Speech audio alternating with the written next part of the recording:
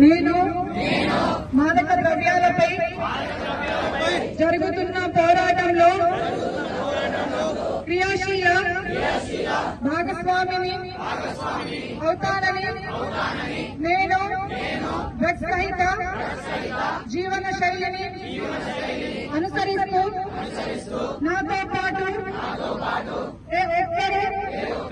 Drugs బారిన పడకుండా ఉండడానికి కృషి చేస్తానని డ్రగ్స్ అమ్మకం కొనుగోలు మరియు అక్రమ రవాణా చేసే వ్యక్తుల సమాచారాన్ని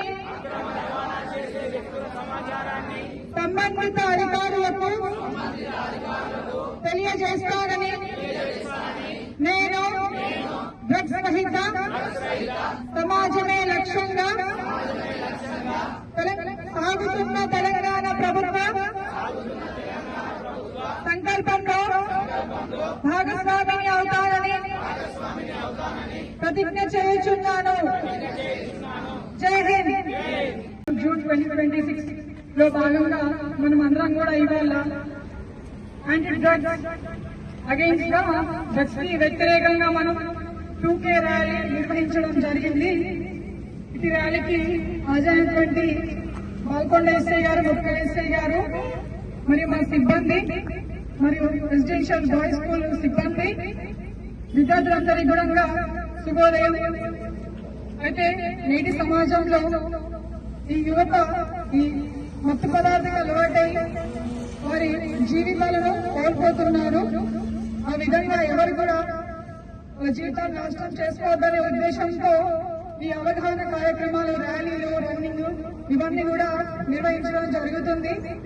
కాబట్టి యువత మంచి అలవాట్లను అలవర్చుకొని జీవితంలో బాగుపడాలని కోరుకుంటున్నాం. అర్థమేంటి? మాదక ద్రవ్యాలకు వ్యతిరేకంగా మనం ఇంటర్నేషనల్ డే చేసుకుంటాం. ఎందుకు ఇంటర్నేషనల్ స్థాయిలో డే చేసుకోవడానికి అవసరం ఉన్నది?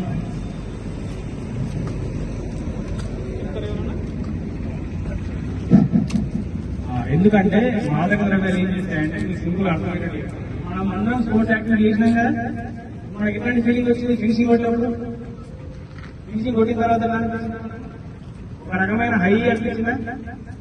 రిలాక్స్ ఫీలింగ్ అందరికీ